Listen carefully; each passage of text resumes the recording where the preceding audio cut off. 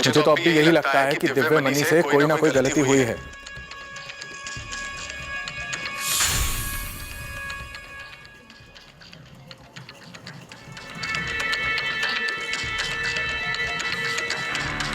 श्रीमान अथर्व, आप अपने आप को इतने निचले स्तर में मत सोचिए। क्या फर्क पड़ता है अगर आपने ये अपने 2000 साल की तपस्या से प्राप्त किया हो तो? क्या 2000 साल की तपस्या? हाँ, आपने तो इशारे से कहा था 2000 साल की तपस्या। नहीं, आपको कोई गलतफहमी हुई है। मैंने आपको कहा था 20 साल, 2000 साल नहीं। क्या? आप हैं 20 साल के हैं? अद्भुत। तो आपको क्या मैं 2000 साल का दिखाई देता हूँ? नहीं, मतलब आपको मेरे बालों में सफेद बाल दिखाई दे रहे हैं या फिर आपको मेरे शरीर पे झुर्रियां दिखाई दे रही है?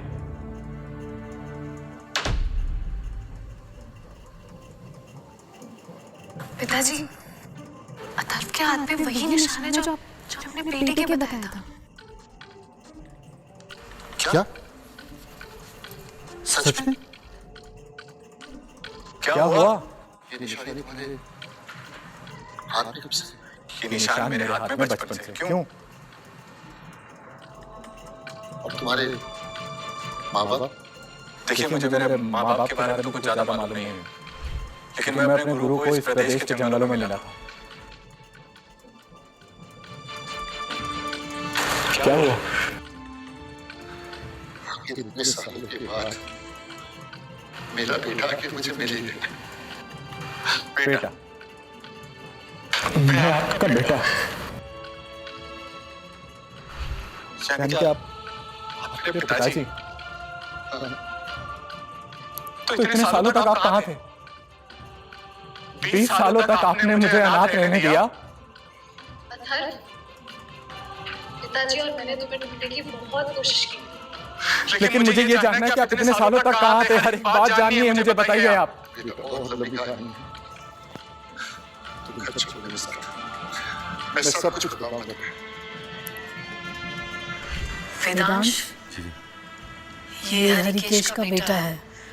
गुरु रजनीश ने पहले से ही भविष्यवाणी कर दी थी कि ये ब्रह्मांड का सबसे ताकतवर इंसान बनने की हिम्मत रखता है,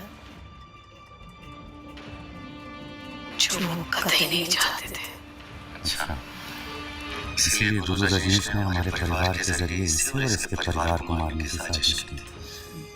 मैंने सोचा ये मर गया होगा, पर खैर गुरु रजनीश को इसकी ताकतों के बारे में पता चल चुका है। वो इसे शायद यहाँ से जिंदा जाने नहीं देंगे।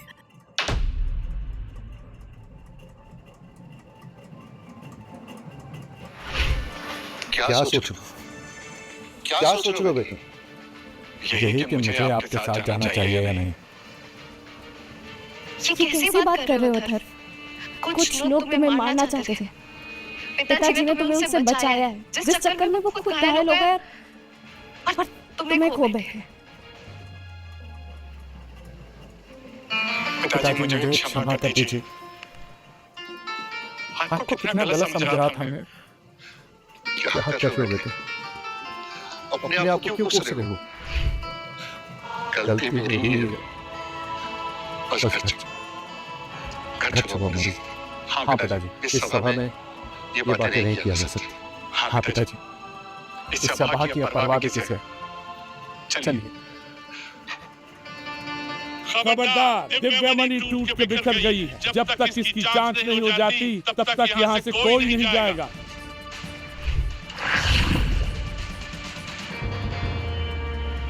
दिव्य मणि को किसने नष्ट किया?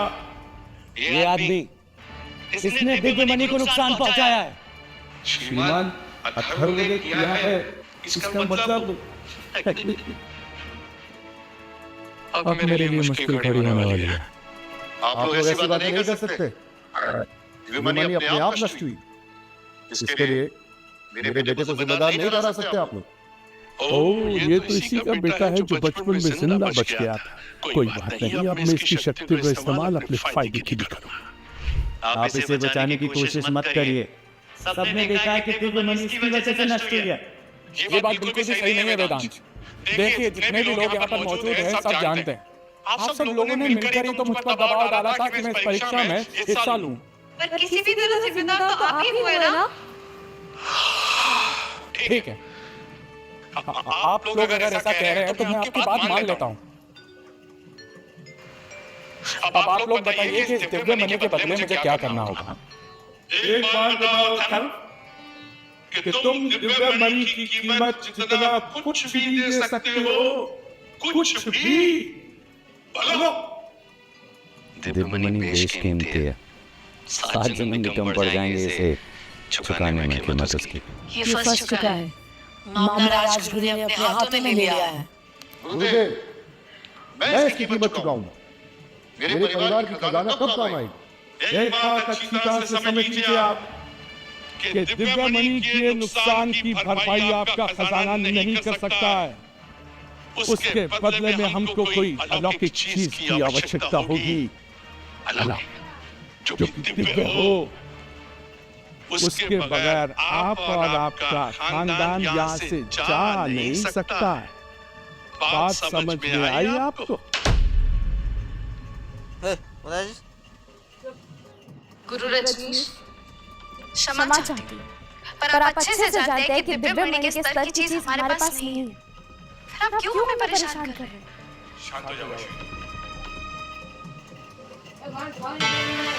मैं आपसे विनती करता हूँ गुरु रजनीश,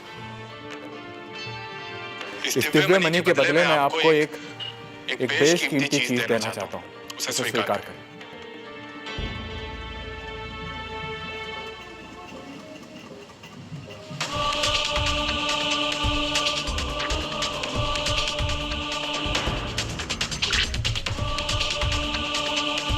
ये खंजर मैंने अपने हाथों से बनाया था।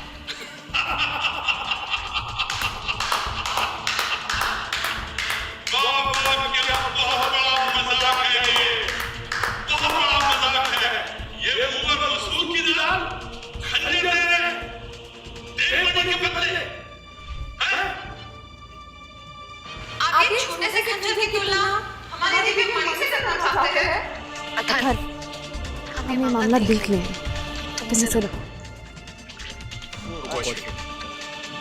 आप लोग समझते क्यों नहीं है? ये खंजर एक बेशकीमती है, मेरी बात को मानिए। बकवास बंद करो। किसी कारखाने से लकड़ी काटने का खंजर उठा लाया और हमें बेवकूफ बना रहा है।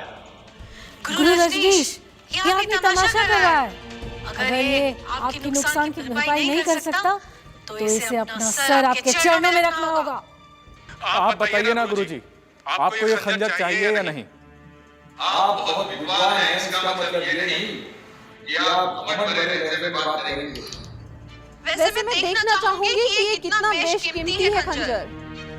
वेदांश, मैं तुम्हें आदेश देती हूँ कि वो खंजर हमारे पास लेकर आओ। जो आ गया। बेशकीमती।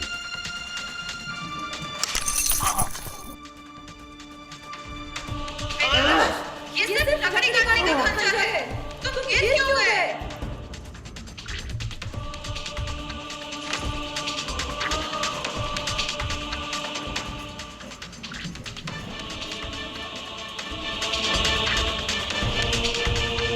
वेदांश, तुम 100 किलो का वजन आसानी से उठा लेते हो, और यहाँ तुम 100 ग्राम का खंजर भी नहीं उठा पा रहे।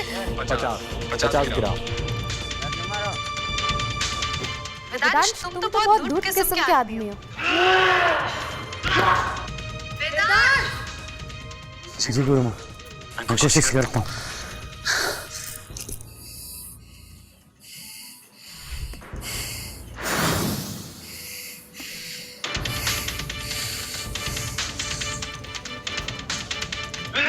क्या हुआ वेदांश? ये तो एक मामूली सा खंजर ही था ना, उठा लो।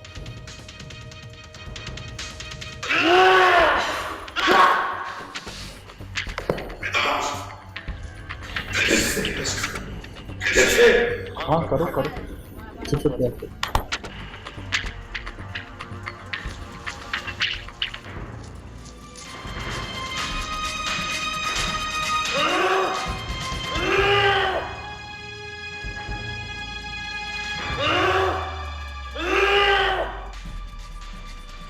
सभा में मुझे बेइज्जत करने की कोई चाल चल रहा है। इसे खत्म करो, इसे खत्म करो।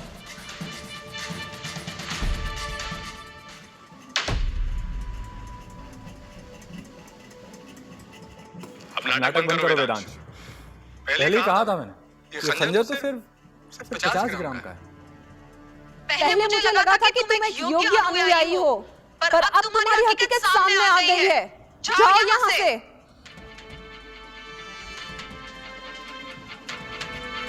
एक प्रयास आपकी तरफ से भी। जी गुरुजी।